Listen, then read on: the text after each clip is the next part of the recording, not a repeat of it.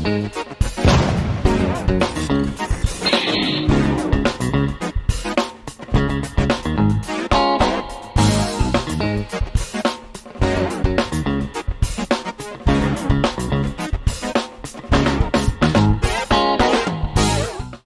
everyone, welcome to Nat's Knackers Yard. I'll be Nat, this will be my Knackers Yard. We're back with the freshly named Tango. Oh, bit of focus issues there. I spent the evening on Tintranet, which isn't unusual. I was watching the telly with my phone. Spent a lot of it looking up the basics, and I do mean the very basics of welding, which I will get on with. And the intention today at some point is to nip out, grab some angle iron and then have a go. I want to practice. I'm desperate to go on that frame, but I'm also aware that I'm shite and I don't want to cock it up straight away, so for the sake of a couple of quid and some angle iron, it's got to be worth a go. Now frustratingly, around where I live there's been skips everywhere.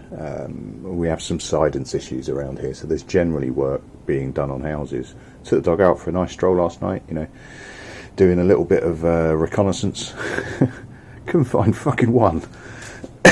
Not one. What I did find though was, I don't know if you can just see the stump over there. Yeah, I had a tree fall down during the week, right over the road, landing exactly where my bike is parked at the moment.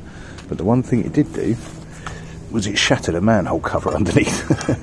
So without stealing from the government, council, whatever, it's broken, they can't use it. It's covered up with a temporary cover over there. To have something, but the thing is it's fucking clampy, so I need some angle iron to try. What I also spent some time doing was jumping back on the Phasers forum and saying, has anyone got a clutch boss? And the answer come back going, no you don't. Well, all sorts of spurious comments, the same sort of things you normally get. I like the Phaser site. The Thundercat one is brilliant. It really is good, and I have left it because I don't own a Thundercat anymore, but that was really helpful. And the difference with a lot of the sites you get for bikes is knowing when to take a comment, a suggestion with a pinch of salt, and when to actually go with it. Now when I put this on, I was talking about orientation and saying on my diversion it made a difference, and I couldn't find, there's nothing in the manual that certainly that I could find that made any difference with this. And one of the people jumped on, and one of the comments was, have you orientated it right? I come back and said, it doesn't say anything about it in the manual, and it doesn't. So I thought I'd have a quick look this morning before I went to B&Q for a bit of angle iron to buy it, because I couldn't find any in his skips. So all off again on its side. If it looks a bit oily and a bit clean on the side, it's because I was a twat and ran it without the cover on out of frustration. It just splattered oil everywhere, only for a second, and lesson learned, don't do that again. I thought I kept everything nice and clean as well, twats. But I was chunking this around, see that, you know, it's got 1, 2, 3, 4, 5, 6 bolts with the springs on them, so only 6 combinations it can have. So the issue that I've got is it's not pinching. So the clutch is never engaged, it's always off, so therefore it's not going to be driving the well, fundamentally the wheel. So that's the issue, and I've chunked it around a few times. Let me see if I remember which way I got it in the end. Put it on that way, and then that wasn't that one. Okay, let's do this live.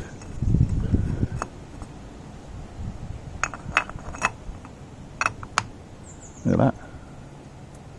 Now I can't see any fucking markings anywhere that tell me to do that, but it seems to have pinched.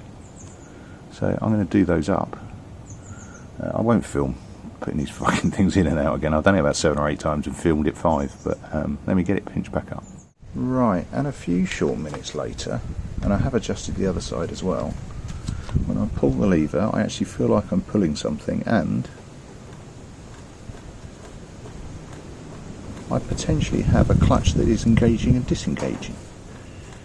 Now I'm desperate to start this up, but it's too early in the morning.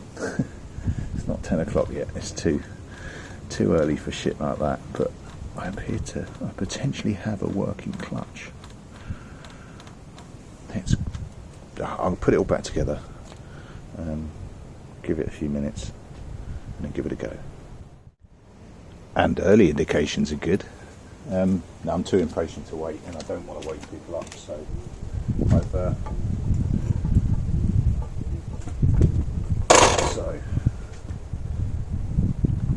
no power on the bike at the moment, but that's in neutral.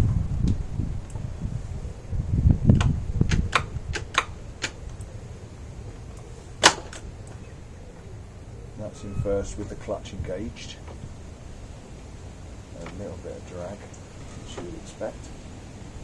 I let the clutch out. It will lock. Feels like it's actually in gear, and I'm a very excited boy.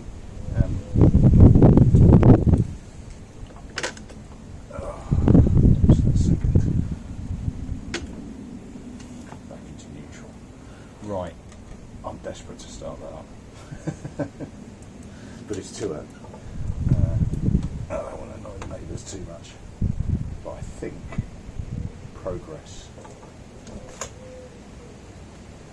Actually feels like he's got some bite. Feels like the clutch is actually doing something. I can't believe it might have just been that basket. Now I've had a couple of useful comments. Every comment is useful, everybody. Thank you very much. Particularly if you know the bikes. And Colin's been really helpful. This one who has had a phaser since about 99. Clutch boss spring is now discontinued. Yes, it is. Not much chance of getting one unless you can find a used one. Yeah, I know, that's the problem. Friction plates are still available. Yep, no drama, got them. I did ask whether or not he thought the Thundercat ones would work. You know, maybe the spring is just there to stop drag. I've heard it called a judder spring. Might be a US thing. Maybe substitute the spring for something else. Now the like another set of plates. That was a suggestion from the community group on Facebook actually. So yeah, I keep the comments coming, please. It's I am learning as I go, and I kind of like to think that subscribers are learning too, and that's. Not that I'm trying to teach, it's a difficult balance to make, isn't it? But hey, we shall see. I'm also going to try and sort out the audio, because I know the audio's been a bit all over the place. I have stopped using my radio mics because I kept forgetting to charge them, but they're on charge now. Right. Oh, I so want to start this up and see whether or not I can move it, but it's just too loud for the moment. But what I can do is go and grab some angle line, and I think I'm going to go and do that.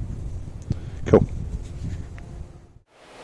Right, so one trip to B&Q later. I've got some steel to practice on. Nat welds, ooh. Maybe this upload, maybe the next one, I don't know. I just need to practice before I let myself loose on the frame itself. I'm on my radio mic. Yorkshire DC commented that the audio's been hard to follow while I'm on the boom mic. Yeah, fair one, mate. I've got a bit lazy and I've got away from using my my radio setup because I keep forgetting to charge it more than anything else. And it doesn't warn you when it's dying; it just stops, and your audio stops. But I just need to get better at that. So hopefully this will be better. On stuff like that, chuck it in the comments. You know, constructive criticism is absolutely fine, and I'm more than approve. I'm more than happy with it. I'm happy to receive it. Please feel, you know, it's a conversation. I'm never going to tell anyone to poke off or whatever. You know, criticism is fine as long as it is constructive. Happy with that. Right, on the bike itself, it's on its rear stand for stability more than anything else, and because I can get the profile flatter. I've got power, got fuel. I ran it dry, so it is going to take a little bit to get it going, I think. Now, as far as putting a bike in gear while it's on a rear stand, I will go on public record. It is a bad idea. I do not encourage people doing it. This is a do as I say, not as I do moment. I'm not going to kick the tits out of it. I'm going to be very, very, or as careful as I can be. But I just want to make sure this gets into gear. and that I can't hold the wheel back when it's in gear. Right, let's give it a go. I may end up fast forwarding some of it, at least till I can get it started, because like I say, I did run it dry, and we'll see how this audio copes. It is a loud bike, that is not an exhaust, it's a fucking trumpet. So let's see how we get on. Fuel has dripped through a bit, so we should be in reasonably good shape. Got my disco lights, engine on. I seem to be in neutral.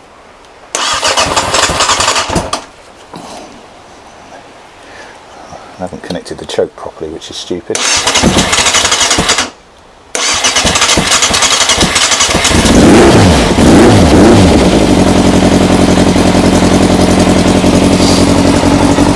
Quite a quick start actually. Right, let's go for first gear.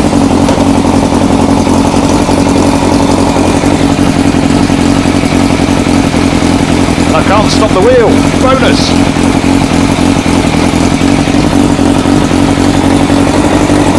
When I dip the clutch, I can stop the wheel. Fucking yes.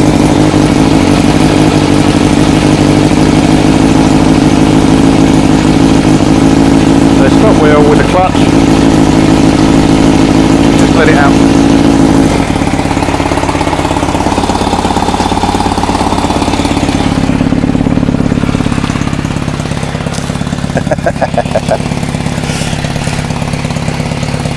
Like a camera fell over.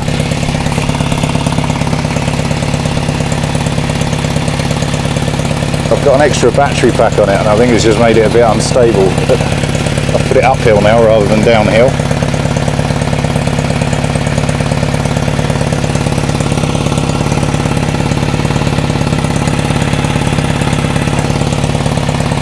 Right, let's try that again. So neutral, first gear, we can hold the wheel stop, a bit of play and we're off. And when I throttle, the wheel speeds up. Yes!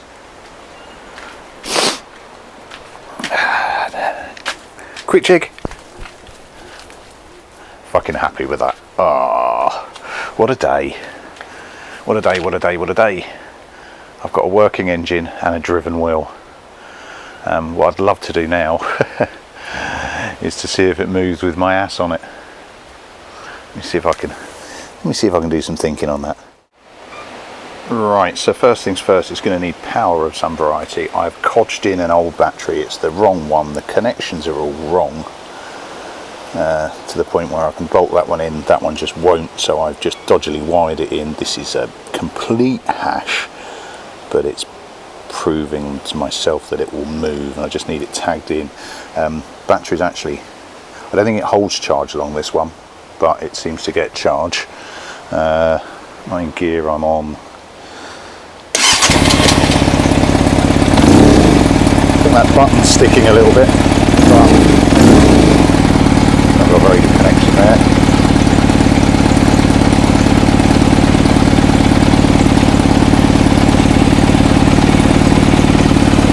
Stator seems to be doing what it should do. It's pushing power back into the battery, which is a good thing. Right, let's see if I can make some shit up for this. Right.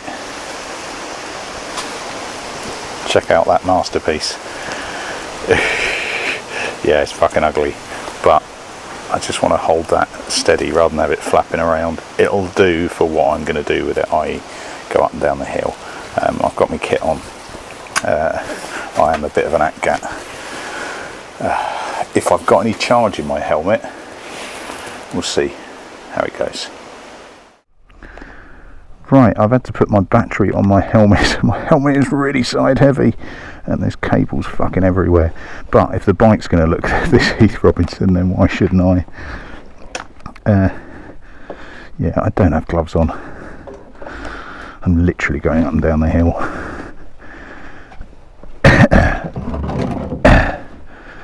because I'm way too hot and sweaty.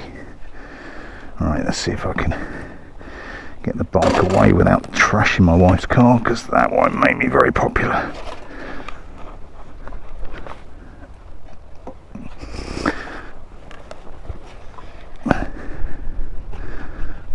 Yep, and we're round.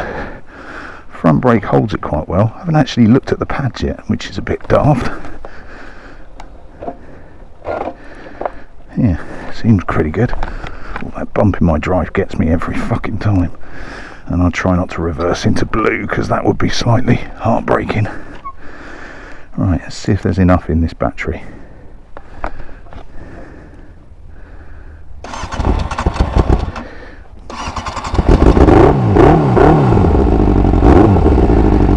Fucking noisy, sat on it. Let's see if it'll pull. Well, it pulls me.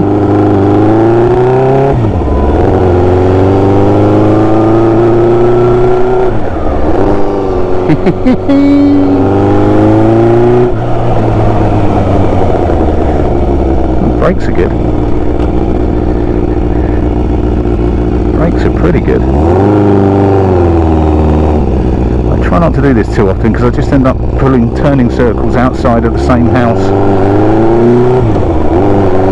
and that's not very polite. Third, fourth, fifth.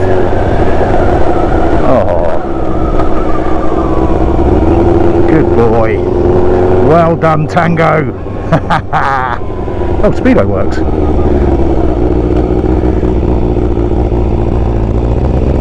Oh, that clutch is really well set as well.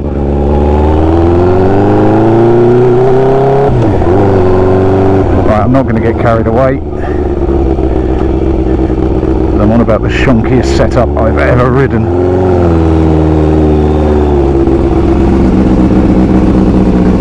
I believe the technical phrase is fucking happy with that.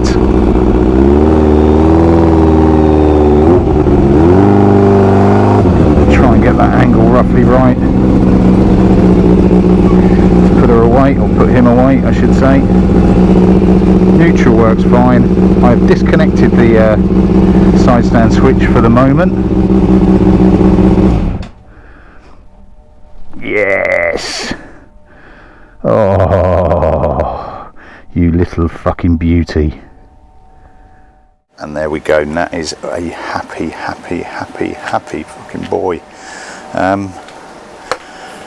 Right, I've got a bike that works, boys and girls, and it moves.